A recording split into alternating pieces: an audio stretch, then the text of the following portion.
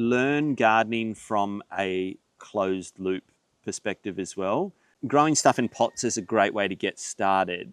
But when you work out that you aren't just what you eat, you are what your plants eat, you know, you are so connected to your soil in ways that you probably don't even really understand, you know, how your gut microbiome. So growing our own food, it kind of feels like a central thing to homesteading.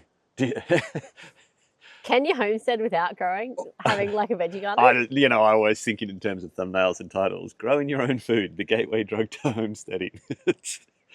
It kind of is, right? I've heard that it's making sourdough is the gateway. Oh, that's it? Yeah, it's all... We did it backwards. You've passed the point of no return if you've made sourdough. No, it's like, you see them on like TikTok or Instagram Reels. If your wife, what is it, something like, if your wife bakes sourdough every week. Start looking for rural property. you're basically a farmer now.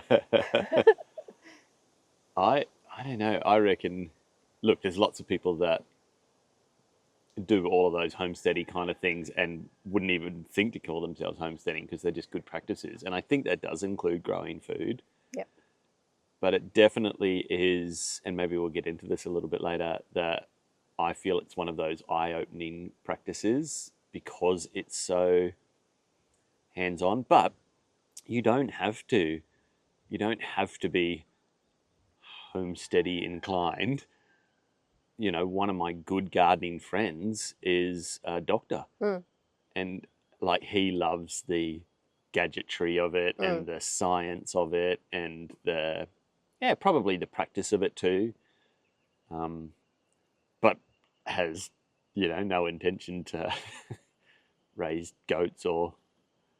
So I think chickens are becoming increasingly coveted because eggs are so expensive and hard to come by now. Well, yeah, I mean, the main reason you would get into growing food would have to be, surely it's that there's that thought of, I can probably save a few dollars here. Like, do you think that many people get into gardening and growing their own food for other reasons, like the meditative practice of it or just the nature connection of it? Yeah, okay. I don't think the first thing is I'm going to save money and build a garden, or if that's what they think. You quickly work out, like your first trip to Bunnings to get all of that, like even just to build your first garden bed, especially when you don't know anything. Yeah, it's definitely an investment. Yeah. Oh well, fair call. And I said this on a previous podcast. The main reason I got into gardening was to do with my mental health. Yep. Like I needed a grounding practice to disconnect me from all of the other kind of identity things that were fighting for my attention. And gardening was that intentional slow down. I think also for me and my personality, it's that mastery thing. Like here's a skill that... Here's something that I can learn everything about. Well, and because it's so ancient, like it's almost like if our ancestors worked this out thousands of years ago, I've got no excuse. Without the technology that we have. Right? Yeah. That is so cold. It's not going to show up on the camera though. All you're going to see is like our shirt blowing. You're like, oh, a nice little breeze.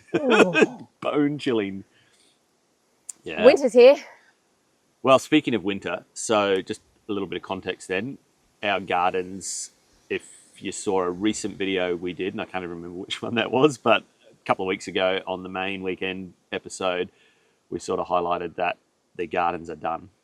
And no, we've finished building them. They're not done. The garden beds, there's no more building required. We haven't given up on them. So, but what it does mean is, I was trying to work this out actually, from the last planting we did, which would have been like a summer planting, right, to now, what do you reckon, how much more percentage space do you reckon we added, like another...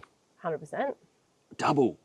It goes as the arcs get bigger, as the arcs That's probably move true. up, the beds get bigger. And I forget about those outer ones closest to us here for all the herbs and medicinals. 17 garden beds? No, it might have been more. Anyway, not Like gonna the count ones it. at the end, like my herbs and the kitchen garden, is like they're 10 meters There might be each. more. Yeah. Yeah, it's hard to count ours in garden We're beds. kind of given up measuring it now. Well, because, as you say, the first garden beds are like 2 meters long. They're all 1.2 meters wide, 4 foot wide. And just fun fact on that, in case you're wondering, a good width garden bed is whatever your crouched reaching position is that doesn't put pressure on your lower back. So for us, it's about 50, 60 centimeters. And so 1.2 meters wide is pretty good. I was just telling your mum the other day, though, about a garden design I saw online where the guy's got like a trolley on a rail set up near his thing. So instead of being crouched and reaching, he's just sitting, and the garden beds are at kind of knee height. Oh, that's cool. And he just trolleys along side Very to side. accessible. I'm like, yeah, the ergonomics, I think, it becomes more important the older you get. The older you get. But yeah, okay, so they're all 1.2 meters wide, but they get, as you say, Increasingly bigger. So I think we've got 50%, 100%. So we've more. doubled. Yeah, wow. And you have just finished, you've done almost all of the planting out for this winter planting. Yeah, about 3 weeks ago I finished. And you pretty much used every space? Yeah. I've got one little patch that I haven't sown yet because that will be for a second sowing of carrots. I don't want all the carrots coming up at once. Yeah. Onions, like you can store a lot longer, but carrots, I haven't figured out how to store carrots yet. So maybe somebody can help me out with that one before I do my research. I always think about crops like that, like root crops in a root cellar. Like, not that we use that terminology in Australia, but I think that's something to do with it, like just cold, dry you should storage. build me a root cellar. Ah. You walked into that one. I will need an excavator. You walked into that one. So funny. Yeah, I don't know. I know potatoes, you can do some fun things with, like store them in sand and that sort of stuff. But we do have plans to take, so the shed that we've got, the temporary shed that we've got is 2 shipping containers with a span in between. And we do want to take one of those and like skin it on the inside with and temperature control it. So that can be my dry store. Make it into food storage. Yeah, which that'd probably be awesome if, like, we've got the power to be able to run a small air conditioning unit if you needed to, get smart about insulation, maybe half bury it. By the end of the year, that's what we'd like to have in place. Yeah, I think that's easy enough. And it's well worth doing because I was trying to work this out, is how much food you can grow per person to kind of like supplement what you're eating. Oh, back to how much garden space do we have? I'd have to measure it. I think we've probably got 150 square meters of gardening space right now, which is just huge. That's the biggest we've ever done. Yeah. So one of the questions is probably, how much space do you need? Because if one of the reasons for getting into gardening is to supplement all your own food. So let's just kind of put aside other reasons, like just enjoyment, mental health benefits, I think a lot of our friends are starting to put a little veggie patch in just because of the recent, like the cyclone and things like that, where the shops were barren, and they were like that 4 weeks. Yeah. And I think that was a big Oh, and you were saying about eggs too. Yeah, like, I don't know if it's like this in other parts of the world, but in Australia, it's really hard to buy eggs. There's still limits on it. From the big stores, like from the little stores, like our little store here in our little country town, there's always eggs. But funny, I wonder if it's because most people who live around here have chickens. Or know someone who has chickens. Yeah, probably. Fair call. Yeah, I was wondering, why does that work? Like, you would think the little stores would get their shelves kind of raked off of all of the... I am so happy that you made that upgrade to the chicken coop, because in the last week, we've got a dozen eggs. How funny, hey? Like, just a little thing, like just changing their diet slightly. It wasn't even a big change. We eat a lot of eggs. There were some stresses, I think, like their nesting boxes weren't quite the right design. There were far too many roosters, and To put it lightly, there's now no longer too many That roosters. compost is real good. Yeah. Or it will be in about 6 months' I time. do need to dog-proof those compost piles a bit better. I saw them over there before. I'm like, I know, not isn't again. that funny? Was that Don't that do it second again. episode? And it's like Yeah. you see the dogs in the background now. It's like, what are you up to? Chowing down on a rooster. Yeah, so food prices has maybe become more of a motivation for people to garden than I in the think there's past. a lot more reasons now than ever to question, to think about that food security side of things. That's not just us over here with our tinfoil hats on. Yeah, and it's not just something that is reserved for people who live on any kind of larger portion of land. Like, I could count on probably 2 hands the amount of people that have gone, can you come and check out our new gardens that we've built? And they're not huge, but it's like they're not going to be growing things that they're not going to be eating. They're going to be growing things like their greens Staples. and their tomatoes and things that will actually make a difference to their budget. It's a resilience thing then, isn't it? Because it's okay, if you actually sit down and do the calculations, and maybe we can get into some of that, you kind of quickly work out how much space you're going to need to replace. Well, there is no replacing all of your food, and we'll get into that as well. It depends on if you change it. My whole thing is, yeah, if you were to say to me, can you grow 100% of your own food? The answer to that is yes, depending on what you eat. If you're not eating any refined sugar, if you're not eating any wheat, if you're not eating anything that's highly processed, and you're going for a pure meat and veg diet, sure, you can. But it's a bit of a context statement. Yeah, that's right. And that's why I say, like, growing food then becomes this resilience factor in your own life, even if you've only got a small suburban backyard. So when we started growing food, we've told this story before, so I won't harp on, but we really didn't have any space. I think we worked out the other day it was like 80 square meters of garden space. But we grew a lot of food there. Maybe not like bunches of corn and stuff, but you can sustain your own tomato budget easily. And I think what that place did for us, because we definitely didn't have the space to grow tons of food, and we had to sort of hide it in the hedges and stuff like that because we weren't really allowed to, body corporate rules and all that sort of stuff. But it taught us what to grow. Like that was and I think, I don't know, I know for me, the biggest reason to get into it, and that reason has shifted over the last decade, but the reason to get into growing my own food was the challenge of it. What can I grow? And then when it wouldn't work, why? Like, I'm not letting this kind of defeat me. That definitely became a motivation for and learning is kind of my passion too. So there's no way to do it without, like, you can, as long as you understand some basics, you can have a go, but there's really no way to do it without deep study and talking to... Or just doing it and reflecting, if that didn't, like you said, if that didn't work, why didn't it work? What do I have to do to change for the next time? And if you do that on a species by species basis, you'll all of a sudden go from growing some things in pots or maybe a few little garden beds to like full-blown zones, crop rotations. Like it does kind of, if you continue into it, it can take you there quite quickly.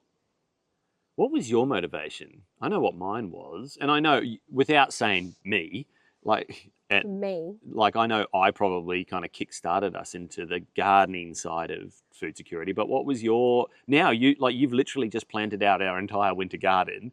You're there every morning, coffee in hand, checking on it. My Brussels sprouts came up today. Shouting with delight when a new seedling... Oh my goodness, because I thought the seeds hadn't worked, and this is the first year that I've ever grown Brussels sprouts, and I've got like 15 plants. You know how many Brussels sprouts that's going to be? But you know how many of my friends are like, I love Brussels sprouts. So I'm like, guess who's getting Brussels sprouts for their birthdays? No, we've become those people. We have. But what was that? So I can see the slow decline of your large snowball. The slippery dip into becoming a full-on garden fruitcake. But I probably would have done it sooner if I had the time or capacity. Yeah, okay. But my life and focus has shifted a lot over, especially the last year. Yeah. More independent children. I definitely don't have as demanding a job as I did like my job doesn't consume every single part of my day. Yeah. I would have gotten into it a whole lot sooner if I could have. And now I'm like, this is my favorite thing in the entire world. That's probably a big limiting factor, isn't it? Like the time. Just jump back to that. It's the perception of time. It's probably like for a mum like me, it's probably bandwidth or capacity more than time. Do you know what I mean? Okay. Like, do you have the bandwidth to engage in one more thing if you're driving your kids here and taking them there and managing this and full-time plus like 60 to 80 hour a week job plus making sure there's food in the pantry plus like plus. Why do you think that gardening would be kind of such a bandwidth hog or distraction? You have to plan. Yeah. Probably not like at the moment now that it's in the ground, there's not much to it other than maintenance, right? But I took time off in between Easter and Anzac Day because it had been a busy work time. And it took me a full 5 days to direct seed the entire garden. Well, not just remulch, tend to it, you all had of to do that. all the pre-work before that even, right? I had done that a couple of weeks before as well. And which some people might have that bandwidth. I'm a bit of an all or nothing girl. Like I don't do well at juggling a lot of different projects. I like to have like one focus and then I kind of set and forget that and it works for me while I go on to the next thing. You asked the question, what got me into wanting to grow our own food? Yeah. It was the breakdown of my trust in the food system. Yeah, okay. Which we've talked about that in previous episodes. One kind of leads into the other, doesn't it? It was a health thing for me. But as you start, you either find out about that or something goes wrong in your body or someone gets really sick and you start looking into it and then you start growing food, or you start growing food for any other reason and then you find out about that. It's this little you're going to find out one way or another that there's not a lot about our food system that should give you a lot of hope and trust in those big organizations that are supposed to be supplying you with your nutritional needs. Even the food pyramid is bought. But that's only like this recent revelation, isn't it? But when you were learning about nutrition in like HPE. Yeah. Fat's bad. Fat's bad. Yep. Only drink skim milk. Grain's good. Lots of grains. Nothing about refined sugar or anything like that until recent years. Yeah. But you're taught to trust the food pyramid. Like that's just what you do. So for me, the push to growing our own food has definitely been a nutritional thing. If you look at, particularly like when you're thinking things like biodynamics and things like that, the nutrient density in the soil that you're growing in impacts the food. It's not just the taste or the flavor, it's the actual nutrients that are getting to your body that we need. So that's probably my why. Do you want to know some stats on that? Sure. Because I had heard that, but I'm also... Are you going to prove me wrong? No, you're 100% right, and I'm going to tell you why. Say it again?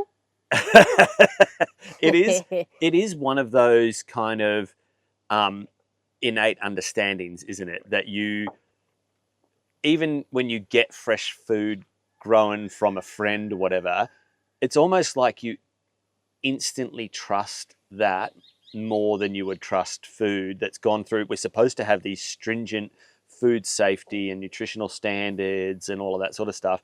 And yet I could get a friend offer me a homegrown pumpkin and I don't even know if they're a good gardener or what they've done, but there's a part of me that goes, that's probably going to be better than what I can buy from the shop. So there's already like that sort of something in me understands that at some sort of deep level. But when you actually look at it, and then when you look at how food is mass produced, it adds up pretty quickly. And stored for such a long period So of time. there's a few factors that go into it. Mass food production requires mass treatment of growing conditions. So primarily we're talking about soil.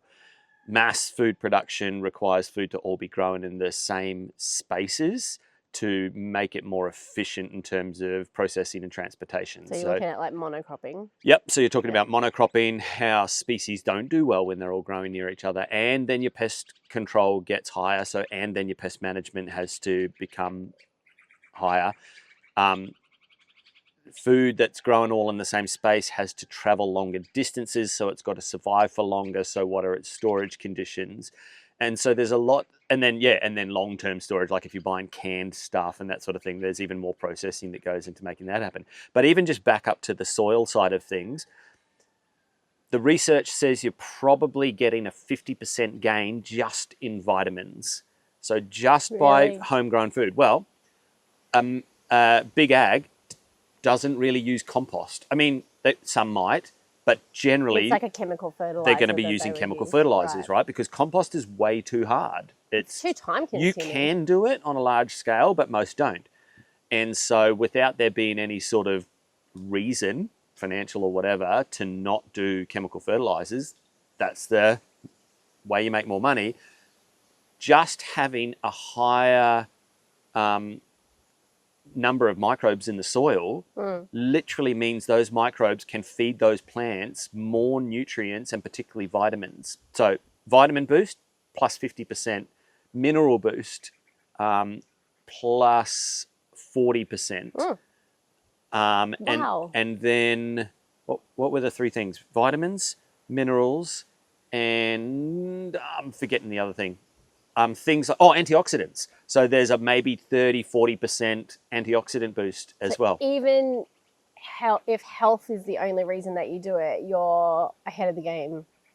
Yeah. At its most basic level. I'll tell you why I was running those numbers, because when you work out how much space you need to garden to supplement all your food, right? So I'll give you a real quick rundown. Say you're a family of 4, work on, if you're really efficient and good at gardening, about 100 square meters per person.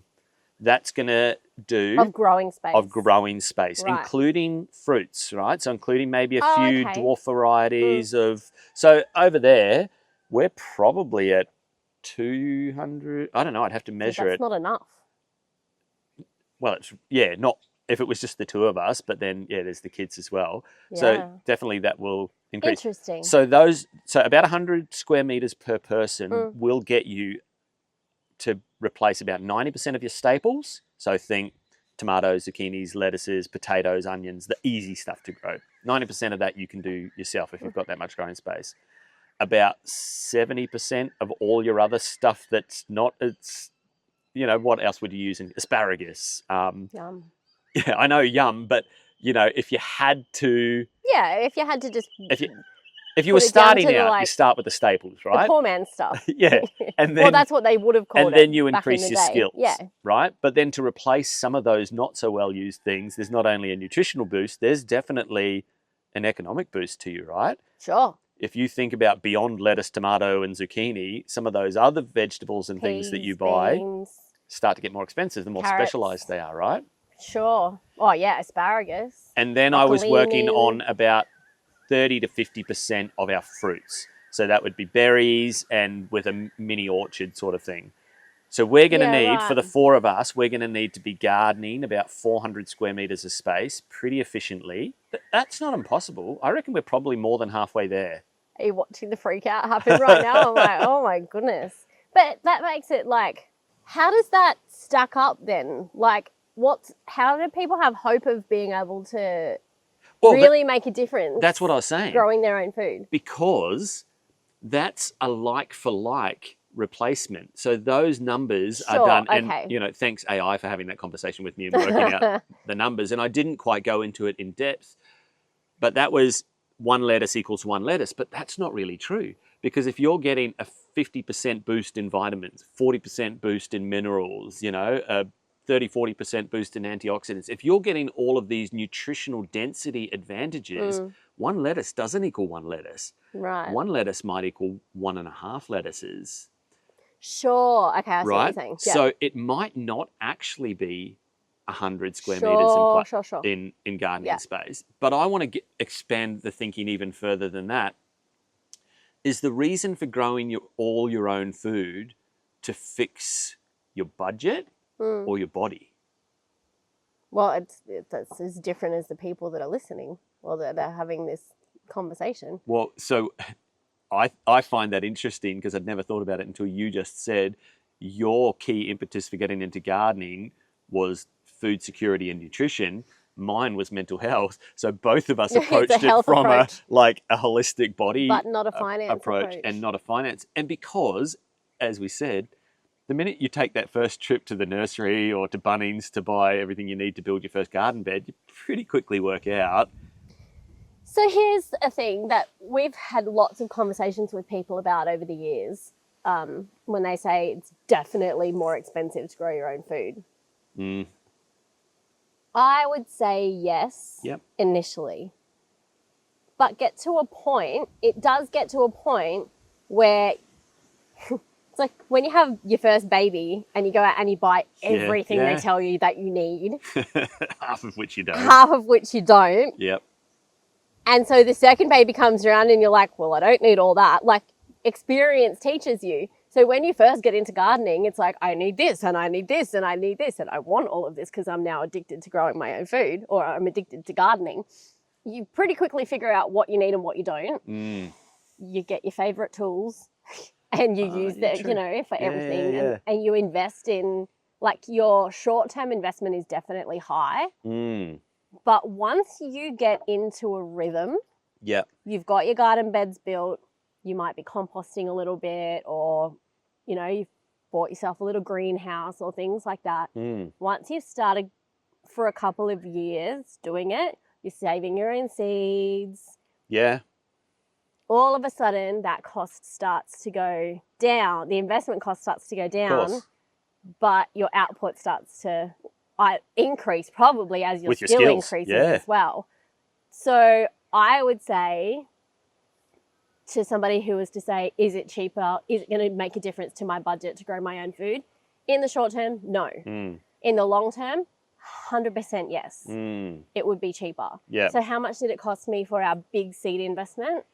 Probably $100 for the year. For all our seeds? Yeah. Wow, that doesn't seem like very... I mean, it Happy seems like Valley a lot. seeds were like $1 a packet. Yeah. That was our initial upfront cost for our seed bank. Yep. And I've kept some of those seeds back just in case I fail because, there's a likelihood. Yep. But then next winter, when I come to winter, if I've done my job right here I don't have to buy those seeds again. Yep. It's just my time to collect those seeds. And you don't need thousands of seeds. You're not planting thousands. One plant's going to give you 20 times broccoli. The amount of seeds you're ever going to need. You just need one plant to go to seed. Yeah. So if people were to say to me now, looking at how much it costs to buy food in general, and that's just the processed stuff as well. Yeah. When your grocery costs are going up, when a government doesn't change like you were hoping for it to, when things don't look like they're going to turn around anytime soon. Yeah. Should I get into growing my own food or at least supplementing some of it? I would say, yes, do it now, 100%. Things aren't going to get any better. They're only going to get worse. They're only going to get more expensive. 100%. Do something.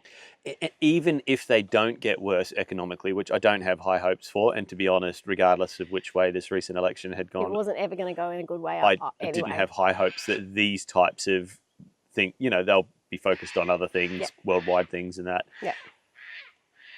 I think the reason for growing your own food has to transcend your own economics, because you quickly work out that economically it's not going to really help your budget. But I would have said that a couple of years ago, but I don't think so anymore. Well, that's what I was going to say. Yeah. So true. A few years ago, you get, especially if you look at pre-COVID, the cost of, say, buying from a farmer's market. And we might have said this before as well.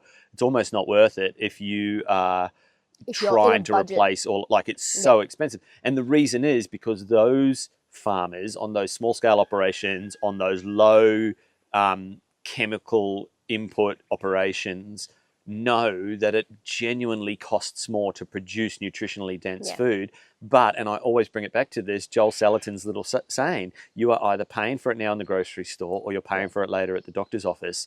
And that is so true. You know, Or in how much you're spending on supplements, because you might eat as healthy as you can with chemically grown food, but you're spending hundreds of dollars on supplements to put those nutrients back into your body. That's true, isn't it? That should be coming from your food. Yep. That's actually so funny, because recently our chickens needed, they were having a few concerns, health concerns, and one of them was a lack of vitamin B. And we're like, oh, I guess just Barocca. And we bought a tube of Barocca to put in their water, which is fine. That's great. Good way to get them some vitamin B. But I was like, oh, I can't even remember what this stuff tastes like. And I had a little nibble of one of it. And I was like, we used to buy this stuff all the time. We used to, we had a big, huge thing of vitamin C tablets on the kitchen bench, and you'd give the kids a vitamin C, and then, Barocca and all that. And we still supplement our magnesium with that spray, because everything's magnesium deficient. Yeah. Well, especially now that we've switched off the bore water to dam water, because there was a little bit of magnesium in that bore water. That was nice.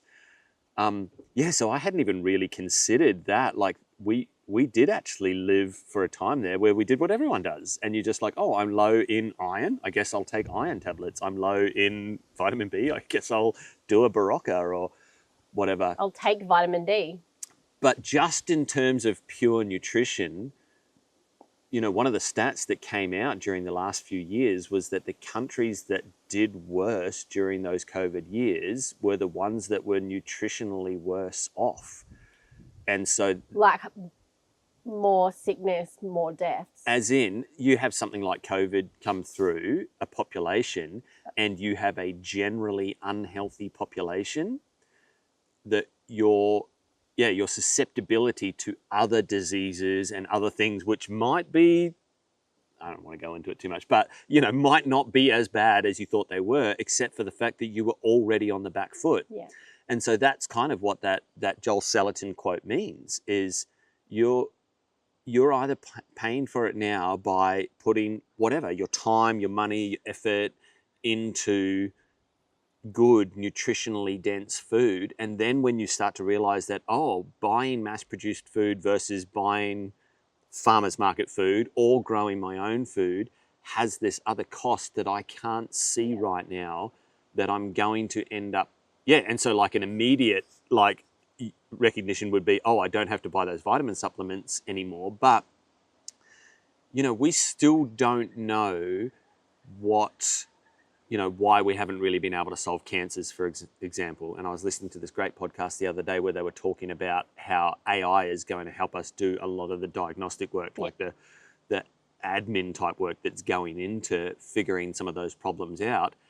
But there's still this, when you just kind of look at the rise of some of these chronic illnesses, and then you look at the countries that are the least healthy, some of the ones that did the best during those COVID years, I think they were saying on this podcast, the lowest amount of cancers are from these places where their food just isn't as highly processed. It's not as compromised. Well, it's what it should be. Nutrition. If only we didn't have huge corporations stifling our abilities to research.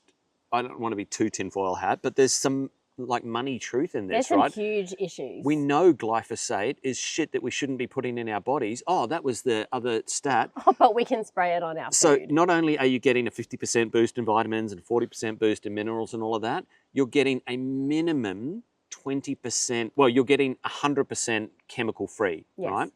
But at a minimum, there was a 20% number that even though your foods meet standards, there's still a 1 in 5 chance that when you buy something from the grocery store, something that was grown at scale, there's a 1 in 5 chance that it's got a chemical on it that might meet food safety standards, but only just. And even then, it's not like they test every apple. Jeepers. Right? And so when, it's not I don't think it's a conspiratorial thing to say we don't know what Roundup glyphosate is doing to our bodies, but we know it's probably not good. And for those of us that have probably dived a bit deeper into that pool, we know it's probably really bad, and that there's this entire engine of farmers and fertilizer providers and crops that grow well if you do them with Roundup, and this whole system that exists. And if you were to that pull... a lot of farmers are trapped in it fiscally as well. Oh, yes. All right. Like, even if you figured all of that stuff out, how, with your family's entire generational wealth on the line, it's an ethical decision, isn't it? I don't know. Like, pull the pin on that. Yeah, I get to sit back here on my organic homestead and go, it's a pretty privileged you position. jerk if you've worked out that glyphosate is killing people and you still do it. But that's easy to say when I don't have my livelihood on the line. It's easy to say anything if you look at it in black and white terms. Things are nuanced, right? Life is nuanced. But what we can say is glyphosate is bad. What are we doing to be able to pull the system out of this? Well, the problem is we can't even say that, right? We can trust the government to do that for us. I don't even know if this conversation is going to get flagged because we mentioned the G word. I think that is fundamentally the problem with our food system right now, is what you can and can't say. And because there's big money making sure that the narrative stays the narrative. Yeah. This got deep real quick. Big ag, big pharma, big food. Yeah, big chemical. Like, they are all intrinsically linked into the whole operation. And to be honest, I really appreciate guys like Joe Rogan, who have recently had on their podcast Will Harris from White Oak Pastures, Joel Salatin from Polyface Farms. These guys who are doing the genuine work and now have done a generation or two worth of work to go, you can grow food in an alternative way, and it's not a hippie thing. No. And it could be done at scale. We actually just need now the system to back up what we're doing. We need the message to get out there. We need there to be this clear delineation between what's healthy and what's unhealthy. And guess what? The corporations don't get to say what's unhealthy, because we can't trust them. And and there needs to be education, like it needs to filter 100%. Into the education side of things. So when you've still got the food pyramid in your school system, when it's already like proven to be upside down, and we all know that the system's broken. I don't think we all do. We do. We do. So I guess it's a complex thing. Should you start growing your own food as like what's the word that I'm looking for? A big screw you to the system? If that's what you want to do, sure. Yeah. Should you start growing your own food because it's economically going to be beneficial to you? Sure. Should you start growing your food because it's going to be nutritionally better for you? Sure. Like, all of those things are valid reasons why you should start. But is it actually possible? Is it, in the long run, is it cheaper? Is it better? Is it, can you grow most of your own food? Well, the answer to all of those things is yes, but it just depends on how you look at it. Well, no, that's a fair question, because, there's no point us getting up here on our high horse and having a big rant at the system that doesn't work without providing an alternative. And the question you said there was, can you grow all of your own food? I actually don't think you can.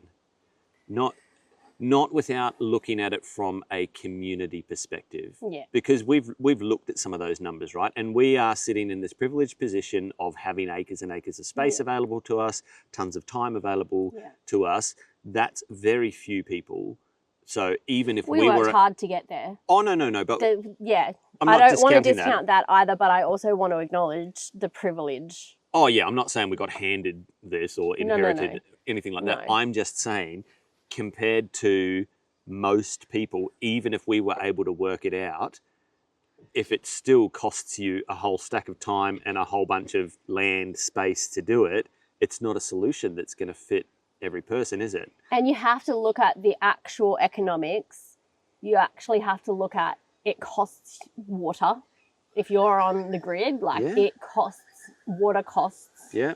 So irrigation, all of that sort of thing. Well, that's power, energy costs as well. Yep. Yep. You can be pretty much rest assured that the soil that you want to start growing in needs mending.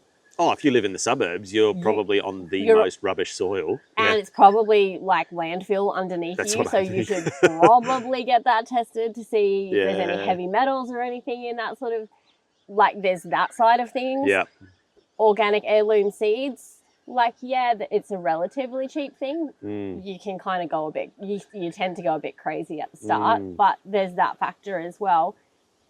It's so much more, your time costs money. It's more than seeds are cheap and I can get, like, tools from Bunnings. Like, I'll just till up my backyard and broadcast a whole bunch of seeds and you're right. But you can take steps. And I think that's one of the big messages that we always want to share on any of the content that we're putting out there is there's no drive-through way to solve these problems. Yeah. You can't just DoorDash it. Like, I'm having a garden now. Yeah. There's a long-term approach that you need to take to these kinds of things. Could you make an economic impact in your food budget by growing your own food? Yes. Will it take some time to get there? Yes. Is it worth it? I mean, that's up to you, but I would say yes. Well, that's where I was going to go with that. So even if we figured out a system and even if we could condense that system to a reasonable amount of time and a reasonable amount of land space, there's still going to be a lot of people that get excluded from being able to do that. But let's say you fit within that. You've got the time, you've got the space. There's a system whereby you could replace 30, 40, 50% of your, especially fresh food with something homegrown. The value is not actually in the dollars of it, right? Because the real value, what we're saying, is going to be in the nutrition of it. And beyond that, it's going to be in the mental health benefits, the actually connectedness, like earthing, grounding yourself to, something tangible and physical, like in the busy, fast-paced world that we live in, something like gardening that has all of these values to it. Yeah. I don't know that you can put a price on that. But back to that question, can you replace all of your own food? You just can't. There's, how your answer to that is, I get it. You've got to change your eating habits. So that's exactly what I was going to say. If you eat a lot of cereal for breakfast, that's not going to work. You can, when you start doing the numbers on how many acres you need to grow the grains you need to do the grain-based products that you eat. It doesn't work. But at the same time, even if you make your own sourdough, where's your wheat coming from? Like, it doesn't just magically appear. What I wanted to say about changing your eating habits, though, is particularly families. Like, I think a lot about families, parents with younger children than what we have. In society these days, there's jokes about you open up your fridge and there's like $700 worth of berries that'll be eaten in 2 days. Yeah. Your kids don't have to eat berries. Right. There's no rules to say this is what they should be eating. Get them to eat cherry tomatoes instead of strawberries. Do you know what I mean? But that's so hard, isn't it? Because that's where I was saying about the problem is that the system starts with things like education. How many kids, I know our kids grew up picking snow peas and cherry tomatoes from the backyard after a while. And then once you get them involved in it. Definitely it's a reason to get them hands-on with it. There's something kind of magical and mystical that unlocks in them where they have that direct connection to their food source. But when all their friends I'm going to date myself now, so I don't even know, but are eating like fruit roll-ups and LCM bars. And a lot of schools don't allow that anymore. Oh, really? I think. Well, that's good. Well, I think you get shamed if you have unhealthy food options in, because they all have packaged free lunches and that sort of thing. How does that help? Little Johnny comes home saying, my teacher said I've got too many. I think that's the sort of thing, the comment section can correct me if I'm wrong, but I think there's certain things that you So you don't just mean food allergy things, but generally No, like health, like nutritional processed, things. Oh, that's right. I even remember our kids, like before we started homeschooling, there was that's where that whole sometimes foods thing came from. Hey, like in your little lunch or your play lunch, you know, Your little lunch and your big lunch. Oh, I don't even remember what it's called. You were we allowed. grew up writing our tuck shop on the paper bags. Oh man, when I think of some of the things we were able to buy in tuck shop, I bet you're not allowed anymore. Meat, curried beef pie, and a chocolate milk. Yeah. And a jam and cream donut. You know those long ones? Lunch of champions I'm pretty sure we had lollies and chocolate bars and stuff in our tuck shop. Yeah. Yeah. Like the little 5-cent, 2-cent. Yeah, but even like they probably bought those big mix bags and like broke them up. You could buy like the little Mars bars and the little crunchy bars and stuff like that. Oh, really? Yeah. I'm in thinking high school, more I think. like your jelly lollies, but that's always what I used to go for, like the spearmint leaves and the strawberries and cream. So musk sticks. Now you are dating yourself. And I don't even eat any of that stuff balls. anymore. Aniseed balls. I was trying to think of the oldest form of candy that I could. I chew honeycomb. What do I remember from Willy Wonka? Aniseed balls. I don't know. No, actually, the everlasting I'll gobstopper. Confess, my favourite thing to get on Father's Day is a nice big jar of humbugs. It's probably 100% sugar. You're the sweet. It is exactly 100% sugar. So, but this is my point, right? It's all very well and good to say, oh, it's terrible if you open your fridge and you've got $700 worth of berries in there because your kids won't eat anything else. How do you... It's hard. It's hard when you are on your own with that. Like the pricing at the shops makes it preventative. What the other kids are eating at school makes it preventative. The fact that societally and, you know, our governments don't back better food choices like they say they do. Of course they say they do, but realistically, it's mass processed foods, it's high carbs, it's all of those, you know, high sugar, low fat. Or you can really afford apples and oranges that have been sitting in a storeroom or a cold room for goodness knows how long. Yeah. And by the time you take a bite out of it, it tastes like chalk and powder. No wonder kids don't want to eat it. Like, give me a fresh apple any day. What's the answer? Because what we're saying is you can't, even if you've got the space, even if you've got the time, and even if you've got the budget to set it all up from scratch. I think it's valuable. I think it's valuable for your own nutrition. I think it's worth it. I think it's valuable for your mental health. And I think it's valuable dollars-wise. Like, probably right now in this economy, it's going to be pretty much like for like. And if you're paying if you're at the start, like for us, there's nothing left to buy now. Do you know what I mean? Everything that we're doing with our garden is now self-sustaining. Yeah. Because we're not buying, we decided that we wouldn't buy any, we're not buying in compost. We're doing all of that ourselves. So it is a slower approach. Yeah, it's a long game for us. You can fast track that by getting a truckload of mushroom compost. Like, do that.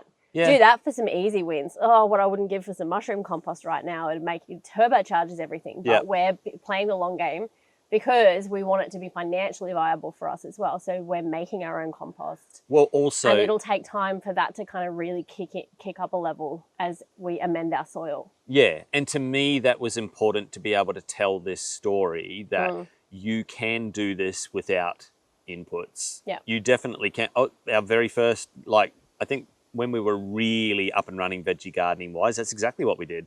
A truckload of mushroom compost, because that stuff will get you up and going straight away. So that I'm not poo-pooing that idea, but the last place that we lived was volcanic soil, like, honestly. Oh, I'm even thinking before that. Yeah. But the Northern River is volcanic soil. You don't have to bring anything in. Yeah. I do miss that a little bit. Highest rainfall in the land and all of that rich black soil. We've gone to some extremes here. But I don't mind, because I want to be able to tell an honest story of, even if you live west of the ranges on, you know, rubbish kind of bushland soil, here's how, here we are, just over a year into it, and we're doing pretty well food production wise. Well, my goal is the winter crop is 100% of our food. Okay, what do you mean by that? Our fresh food, right? We don't have a cow yet, so I can't be including dairy. We're not processing our own meat yet, so it can't be our meat. And it can't be our grains either. Although I have stepped a lot further back from like processed crackers and things like that as I'm learning to be robust with my sourdough starter. Going to try my first sourdough crackers. I think I might get addicted to it. Yeah, but in terms of our fresh food, I'm growing a couple of 100 onions that'll last us for a long time. Yep. A couple of 100 carrots. What was the other thing that I have never done before? Oh, the pumpkins are just like going. Yeah. They're going gangbusters. Winter is a really interesting time. What is it? Onions, carrots. What was the other thing that I've growing heaps of that we're going to be preserving? Oh, beans, like broad beans. Yeah. That we can then dry and can. Yep. But then all of our brassicas Yep. that we'll be able to freeze. Yep. And then all of the greens that come off of that then become really valuable in terms of going into our compost, going to our worms, going to our chickens, going to our pigs. Oh, all the inedible parts all of those the inedible plants. parts of those plants. Well, that's a whole closed loop thing, isn't it? Now we're talking of branching out into... I mean, I definitely think if you're doing a backyard garden, let's talk to someone who's in the suburbs, who's got a little bit of a backyard, and at the moment they're mowing it. All right, get rid of that. Who says you have to have a lawn? Well, guys like a lawn. Yeah, go out the front. Yeah, put the lawn out front if you want. You know, the first person that ever really piqued my interest in this from a point of, oh, you could do this at scale no matter where you are, was a guy named Curtis Stone in Canada. In Canada, yeah. Kelowna, BC was where he started. He's moved now up into the hills. He's gone full off grid. But he had this little 1/4 acre property, townhouse on it, little house, and he was growing food in the backyard, in the front yard, and in his neighbour's backyard. Oh, that's awesome. But he went full, like he was supplying restaurants with microgreens and all of that sort of stuff. But it really, that story opened my eyes to, who says you have to have a lawn in the front yard? And that's probably, we were probably living in that place where it was like, oh, the body corporate says you have to have a lawn and Grow these hedges. food, not lawns. Yeah. Don't get me wrong. I like having a nice patch of grass to kind of like lay out on or sit on or play our lawn games because we are quite partial to a good game of cub. But I would prefer to be using that. Yeah, put raised garden beds around the edges of it. Definitely. And that's what I was going to say, get a tumbler compost or, a bin compost if you don't want an ugly pellet bin compost like I've seen these really cool things. I wanted to get one where we were before just to show people the possibilities. But maybe I'll put the link down below. It's a garden bed with a compost bin built into it, and you just open it up and you put the stuff in there and you close it. For worms, right? Nope. Oh. I can't remember what it's called, but I will find it and I will put it in the show notes. Yeah. And you're growing the food, like it's feeding. Yeah. It was about $2,000, I think. Oh, wow. The big one was. There was all different sizes, and I really liked it as an idea that if you were to build that in as part of your That's really system, cool. Then all of a sudden your food waste is becoming valuable, even though we try to have as little food waste I'm trying as possible. to figure the economics on that because I would not spend $2,000 on a unit. Maybe it wasn't $2,000. That seems exy. Oh, I have definitely seen one. I've definitely seen ones where I need my phone to find out. We'll just put it in the notes. Yeah. I've definitely seen ones where they're kind of open at the bottom. They create like this space where you can kind of put your veggie scraps in that. And that was definitely to encourage worms, because I'm just trying to think of how the nutrients from that would disperse throughout your garden. It would have to be worms. Of course, you're analysing it.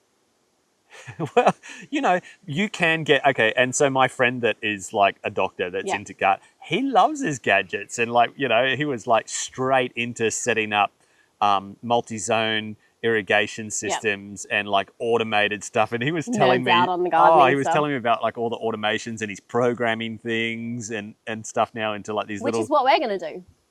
Yeah, now that we've finished our garden beds and I'm watering them all by hand. I'm not hacking stuff, like I'm buying a kit that has 6 zones, and it's like, oh, sure. Like he gets right into the, so what I was going to say about that was you can't, look, hey, do you know what? If that is what keeps you connected to that practice, then do it. Like if that's the link for you, then, you know, it's a little bit like me. Like the link for me is still that learning and that mastery of it. But, you know, the additional benefits that have come through nutrition and mindfulness and just pace, I think are invaluable. Practical question. Yeah. If you're on a suburban block and you wanted to grow easy things that would make a difference to your shopping budget, Yep. what would you suggest people start with? If you've never gardened before, follow a guide. So a really cool method that will just help you kind of get used to some of these ideas is called square foot gardening. And square foot gardening, I did it for a little while there, and it's a really helpful way to get used to how much space everything needs. And it's literally you divide, it's in imperial units or freedom units. Do you see that bug just fly into my eye like a kamikaze? So square foot gardening is based on 1 square foot, obviously, or around about 30 centimetres. And then it's how many, it might be 1 thing can fit in that square foot, or it might be 8, 9 things that can fit into that space. And it's a really cool way to learn it. And the reason I suggest that, and maybe if you're a bit more inclined like I was, there are gardening systems out there like apps and that, where if you look up, do they support square foot gardening? It's like, yep, you can turn that option on and it'll go, oh, this is how much space you've got and you're using the square foot gardening method. Here's what you can plant. Here's what you can plant this month. Here's how much you're going to get out of it. So if you want to, I'm just thinking like remove those barriers to entry, right? You were saying earlier, one of the hardest barriers to entry is the planning and the knowledge, right? I not only have to plan out my winter garden, I have to know how much spacing everything takes up and like how long it's going to take to harvest and when do I do a succession. And that's decades of experience. Totally. So if you can follow a system, and I'm not saying that one is the only system, you could just pull out like the Yates gardening guide and like follow a simple Google search. Yeah, jump on ChatGPT. Honestly, say, I live in this area, my garden bed is this big, I'm a newbie gardener, what should I plant? Actually, that's a fair call. Like, a lot of these things are disappearing now because of that. See, I maybe am asking for, here's what I'm thinking, like what's going to be the biggest bang for my buck in terms of being able to supplement produce food. Types? Yeah. Like I would be like spinach and lettuce. At this time of year, spinach and lettuce. Yep. Will make a big, because you can just keep, like they just keep giving. Depends what you're, And if you're coastal, you can still grow tomatoes basically depends what you want to get out of it. Queensland And coastal. you should probably ask the question, why am I going into this? If you're going into this for nutritional benefits like you did, then you should definitely be looking at, all right, and just have a, AI conversation or Google it and go, well, what are the most nutritionally dense homegrown plants that I could start with? I think the key is not to get overwhelmed, and gardening can like really overwhelm you because there is so much to it. And you talk to someone like us who are like, but that's 15 years of like self-education. Yeah. So I would say give yourself some easy wins, regardless of whether or not you're going to win economically or nutritionally. Give yourself some easy wins so that you do it again next season. And then I would say things like, have you got little kids? Grow snow peas and cherry tomatoes. Totally. Number one, they're basically like weeds, so you can't lose. But also, the win there is I've just connected my kids to the food system and to the joy and mystery and magic of this came out of our piece of ground. Yeah. That's a massive win. Yeah. Win. So it depends on your motivation. But if your motivation is bang for buck, I mean, just do the research and figure out what grows more dense, more often, shortest time frame. Radishes are a couple of weeks, but you can't live on radishes. We don't even grow radishes anymore because we just don't eat them. I could grow them and have them in a salad a little bit, but... I would love to make my own wasabi, but now we're getting a little bit crazy. Grow herbs too. Yeah. Herbs can make cheaper, tinned food, instead of buying already seasoned pasta sauces, buy your basic passatas and your basic tinned tomatoes. You've got fresh herbs that will just keep on giving to you. You can make anything taste like chef quality. Yeah. If you know how to. Yep. And that's what I learned how to do because I wanted to buy the simple ingredients that that had as low a number of ingredients as possible, basically. Like the passata that I started to buy was tomatoes and salt. Yeah, right. Do you know, like looking at the ingredients list, the coconut cream. Yeah. Do you know how hard it is to buy just coconut cream? Yeah, right. Without additives? Yeah, right. Yeah. Yep. So if you're growing herbs, then you can take those really basic ingredients, some spices, salt, pepper, you know, and really make them, you can elevate them just with easy herbs. It changes rosemary, your cooking, parsley. doesn't it? Like not just in Definitely. terms of learning to eat seasonally, which I think that's going to be a really big barrier to a lot of people, and probably one of the reasons people give up is because you Can't work get out pretty strawberries quickly. all year round. Yeah, why certain, why zucchini is not available in the middle of winter. And, Or capsicum. But it changes your cooking, doesn't it? Because you learn to look at not now just what's in my pantry, fridge. What do I feel like? It's, I've been for a walk in the garden that morning and I've noticed, oh, that zucchini's getting massive, or man, there's a huge bunch of chilies on that thing. Like, Not at this time of the year. No. But you start to think differently about your food, and more, there's more of like this immediate tangible connection back to your own backyard. Yeah. I would add to that as well, learn gardening from a closed loop perspective as well. Growing stuff in pots is a great way to get started, but when you work out that you aren't just what you eat, you are what your plants eat. You are so connected to your soil in ways that you probably don't even really understand. How your gut microbiome is like this direct reflection of the soil microbiome that your food is coming out of.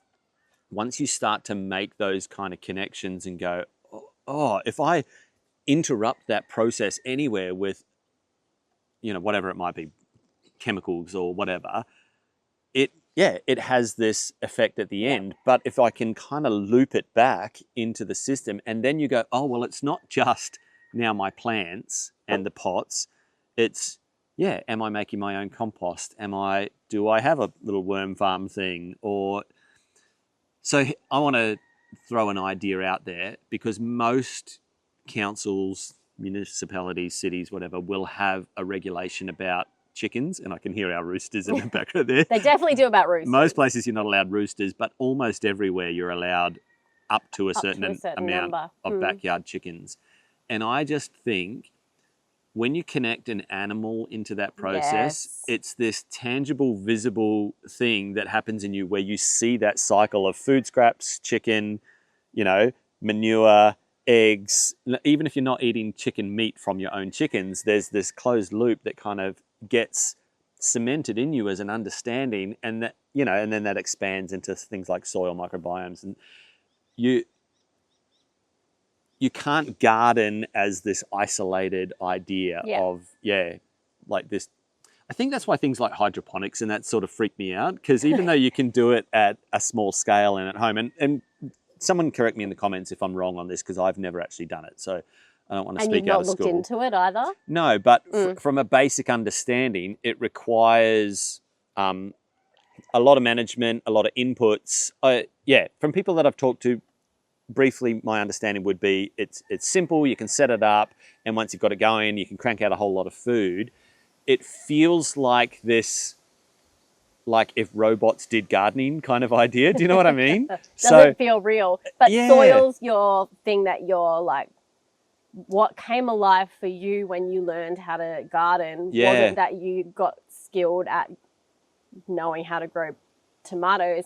It was the ideology of soil. Like soil became this thing that you fell in love with. Would you say that? Absolutely. 2 resources I would recommend straight off the bat. Gabe Brown, Dirt to Soil is his book. Or just look Gabe Brown up on... because they are different.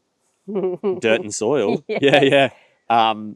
Just look up Gabe Brown. Even on YouTube, Yep. Actually, we'll link some stuff. Okay. But his book, Dirt to Soil, and then Josh Ticknell, Kiss the Ground. Like that was just eye-opening I still for me. follow Kiss the Ground on Instagram. Yeah. Once I would also add to that Matthew Evans's book on soil that came out a couple of years ago. Yeah, definitely. Really good. And Australian. Is it just called Soil? It's just called Soil. Yep. He just did another one on milk. Yeah. Yeah, some really great resources. And once you start on that, and if you do like Audible like I do, you know, you'll get recommended all the other ones that are closely aligned with that. And it's a rabbit hole. I like the idea that this podcast could be us sharing those resources that really shaped our decision making over the years. Like, I really like that idea. Those ideas around soil probably, expanded my Joel mind. Salatin. Totally. Anything Joel Salatin. Yep. Where that gardening doesn't just happen as this in isolation idea. It's so intimately connected into your body, into the ground that you walk on, into the air that you're breathing. Yes. Yeah.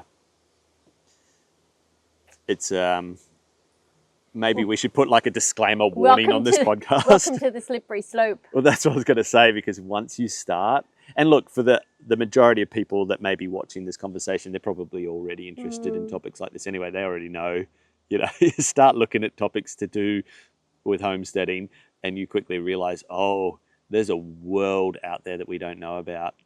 You can get sucked into it. And isn't that an indictment on our, but isn't that an indictment on our educational system though?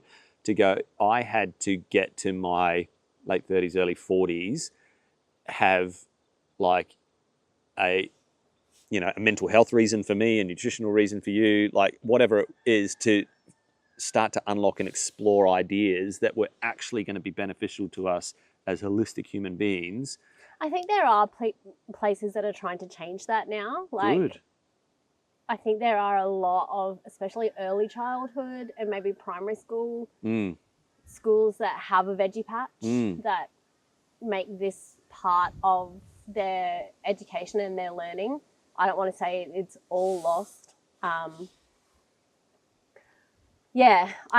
think my, what's the word that I'm looking for? Burden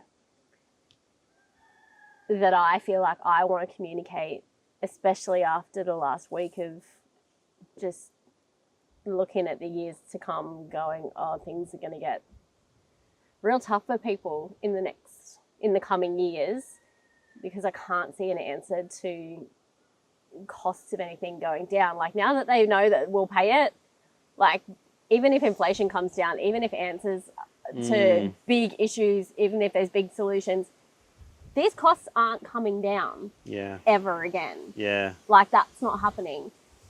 So I would say, if you've been thinking about it, start.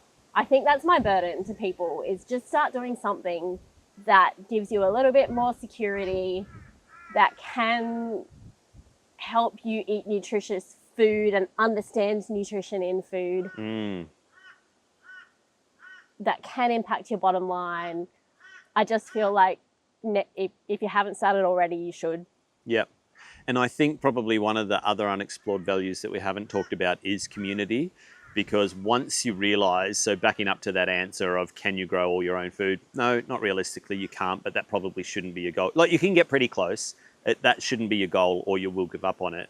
But one thing that will happen, and I loved this about the last place we lived, is as you get more and more connected into a community of food conscious, health conscious, soil conscious people, grow their own food as well, you realize we're all really different in our approaches to it. And now all of a sudden I've got a mate rocking up going, hey, I've just made a whole big jar of pickled chilies and I'll never eat all of this. And I'm like, oh, I don't even grow chilies. That's amazing. Yeah. You know, and this kind of community thing that happens, that then you're like, oh, I didn't account for that in my calculations, you know, that it was going to connect me to people, you know, someone who's like, my thing is pumpkins. I've given over all my space to pumpkins. It's like, oh, great, because I don't have space for that, right? Yeah. I mean, I do. But do you know what I mean? Like that kind of community thing that happens where Definitely. It's like, yeah, someone absolutely loves making preserves and relishes and that, like your mum. Thanks, Mum. You know? Yeah. Yep. Don't know what else there is really to say. There's probably a whole lot more, but I mean, I think to end it on a positive note, because it can sound, number one, it can sound daunting, like, oh my gosh, how do I even get started? And it can sound dismal, like, oh, look at the state of the world, I'm fighting such a big machine. It's actually, it starts on your balcony. It starts with a potted plant. It starts with your kids. If they're doing something in school that's even remotely connected to this idea, get behind it. Like, mirror it at home. If they've got a little school garden, even if there's not, Yep. do it at home. Yep. Yep. That's the best thing you can give to your kids. Well, no, it's not the best thing that you can give to your kids, but as far as it's this topic important goes, when it starts. Yeah. Like, a lot of people are like, it starts with the children.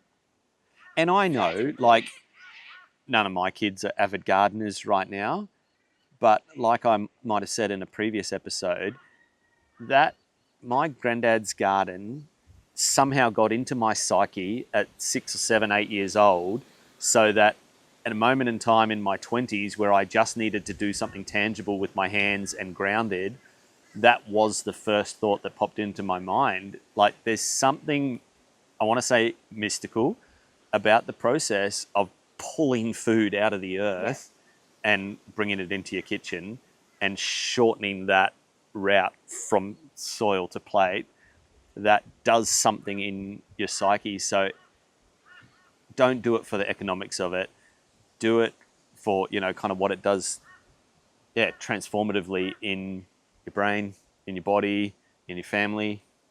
I think those are all the best reasons to do it. Right on. See you next week.